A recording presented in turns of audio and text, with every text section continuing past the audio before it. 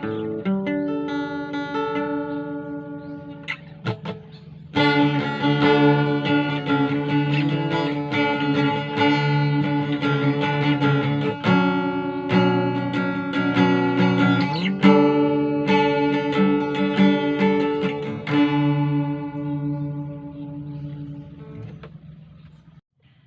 what's up mga brad? For this video, tuturo ko sa inyo kung paano yung tuning na ginamit doon sa My Sacrifice ng Creed. Okay, so kung bago ka pa lang sa akin channel mga brad, huwag niyo pong kalimutan na i-like and share ang video to at mag-subscribe na rin sa akin channel para updated kayo sa mga bagong videos nating i-upload. Okay, so huwag natin patagalin to. Let's do this. So yung mga brad, so sa video natin yan dapat naka-standard tuning yung gitara natin. Okay, so yung gitara natin mga brad is nakaset na. Tapos yung pinakita ko kayo na sa video is yun yung tuning na ginamit ng Creed dun sa My Sacrifice nila na kanta. Okay, so ngayon tuturo ko sa inyo kung paano yung tuning nila para makuha nyo. Okay, so magkaiba nga pala yung yung hindi nga pala standard tuning yung ginamit nila doon sa sa acoustic version nila. Ay medyo mababa sila ng half step down.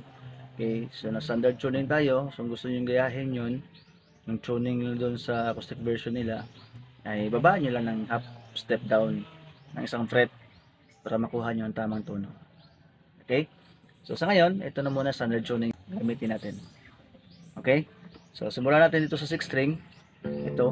So naka-set na to Okay, naka-set na to. So ang hindi ko lang binago nito mga brad, yung 4th string at saka 5th string, naka-standard tuning to. Okay, naka-standard tuning to. So ang binago ko lang dito is 1, 2, 3 at saka 6 string. So yun lang laging magagawin dito sa tuning na pala nila. Okay, so una natin gawin is drop D natin to, yung 6 string. So naka-drop D na to. Yan, naka-drop D na yan. Diba? So paano gawin yung drop D? So gayahin natin yung open D na to. Kasi dito, di ba, sa 4th string, open D to. So ganun yung gawin natin dito sa 6 string. Di ba? D, saka D. Diba? Makapress lang tunog. Yan. So kung hirap kayong iparehas to mga brad, kasi patalasan din to ng pandinig. Yan. So may isa pang kaparehas sa tunog yung D dito sa 5th fret, 5th string. Dito yung power chord sila kasi D. So kapag inalis natin yung pinky natin, ito yung D. So yan, diba? D tsaka D. Pakinggan nyo lang na mabuti, diba parehas yung tono. Tsaka ito. Okay, so kung nakuha nyo na yan mga brad, gagamitin natin na power chords kapag dito na tayo sa ibabaw. Hindi na ganyan kasi flat na. Wow. Flat na. So alisin natin tong ring finger. Ito na lang, bar na natin itong index sa dalawa. Yan. Diba? Hindi, sinusado yan. Pwede mong i-open D. Yan. Yan. Diba? Masarap sa tainga, diba? So, kapag natapos na kayo dito sa 3rd string, sa 6th fret. So, ang susunod natin na tuturo ko sa inyo ay ito. So, nakaset na rin to. So, dapat naka A. So ito yung A. A rin to.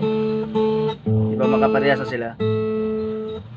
So paano hahanapin ang ganitong tono kapag hirap kayo dito sa 5th string? So may isa pang option dito kayo sa 7th fret, 4th string. Yan. So kapag hirap kayo dito nagayahin to, tsaka ito. So kung hirap kayo dyan, ito yung hahanapin nyo na tono dito sa 3rd string. Diba? Diba? Magkapareha sila. A. Okay, so higpitan nyo lang konti. Hahanapin nyo yung ganitong tono. Okay? So kapag nakuha nyo na yan, susunod natin itong dalawa. Itong dalawa is parehas lang yung tono nila. D. Saka ito D. Saka D. Okay? So, uunahin natin tong first string. Yung first string, kapag sa standard tuning is naka-high E ito. So, ngayon, babaan rin natin katulad nito. Nakuha. Okay? Yan. Iparehas nyo lang ang tono niya at saka dito.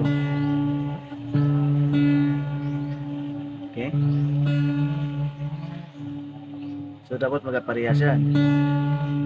At saka yung second string is iparehas nyo rin dito sa first string.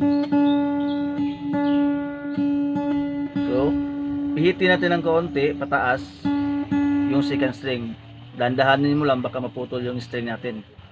Okay? Kasi medyo mataas yung pipihitin natin dyan. Ha? So ayun, yung tutorial, My Sacrifice ng Creed.